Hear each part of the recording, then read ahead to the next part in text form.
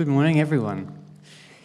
As Helen said, the youth of Foresters Beach Church have been meeting up regularly this year on Wednesday afternoon, 7 p.m. at the church, to go through the Bible, reading the Bible and learning more about the prophecies that are in the Bible.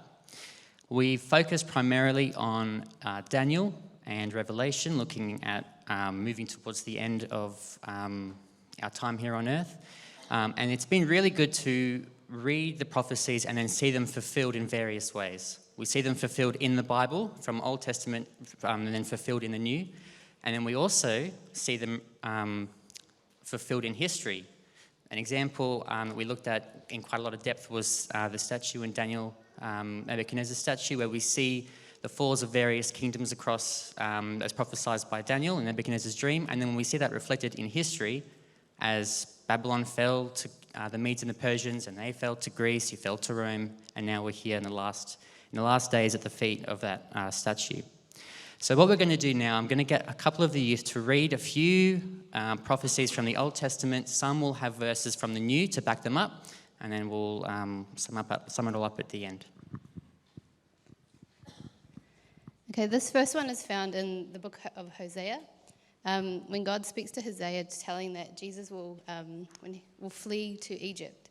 So in Hosea it says, "When Israel was a child, I loved him, and out of Egypt I called my son." And then the prophecy was fulfilled in the New Testament, and it's recorded in Matthew, one of Jesus' disciples, in Matthew 2:13. It says, "Now when they departed, behold, an angel of the Lord appeared to Joseph, and in a dream saying, 'Arise, take the young child and his mother, flee to Egypt, and stay until I bring you word, for Herod will seek him, the young child, to destroy him.'"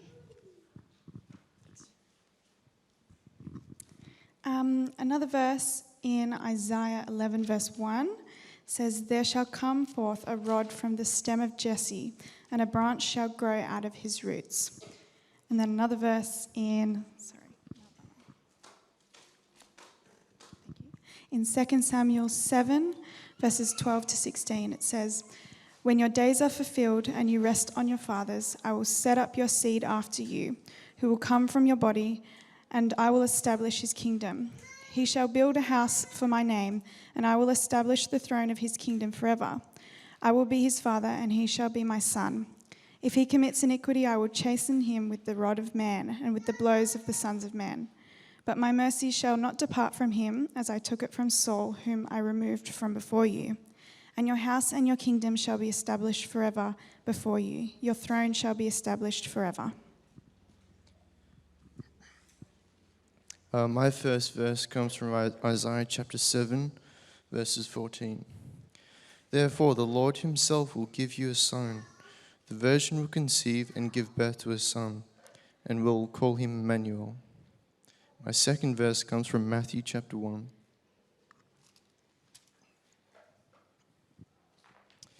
"All this took place to fulfill what the Lord had said through the prophet. The virgin will conceive and give birth to a son, and they will call him Emmanuel," which means God with us. Thanks, guys. So those few verses that we've read are just a tiny little 3 verses out of the whole Bible that we know have been confirmed prophecies. Just a few minutes ago, I was looking in Jaleesa's Bible, and she's actually got all the prophecies of Jesus' birth listed with their fulfillment in the New Testament, which was pretty amazing. So it was really, really cool to see how in the Old Testament, prophecies were made about Jesus' birth in Isaiah, and then they're all confirmed in the New Testament. Like Bella's one was about the Jesus coming from the stump of Jesse, and that's confirmed because we know the genealogy of Jesus recorded in Matthew and in Luke goes from Jesus all the way back to David, all the way back to Noah, back to Adam. So we see that whole genealogy recorded in Matthew and Luke, and even all the way back in Genesis chapter 5, we see that start of that genealogy. So it's really incredible to be able to see how all these events that are in the Bible have been fulfilled in the New Testament and in history as well. One of my favorite prophecies is found in Isaiah chapter 9, When our family moved up from Victoria in 2010, I joined the primary school choir at Central Coast Adventist School that my Auntie Sam led. And one of the songs that we sung was Handel's Messiah, which has in it these verses, so Isaiah chapter 9, verse 6 and 7. For unto us a child is born, unto us a son is given, and the government will be on his shoulders, and he will be called Wonderful Counselor, Mighty God, Everlasting Father, and the Prince of Peace. And that's pretty amazing because for a baby to be called all the names of God is incredible. And for me personally, that was a song that I've sung that stuck with me for a really, really long time.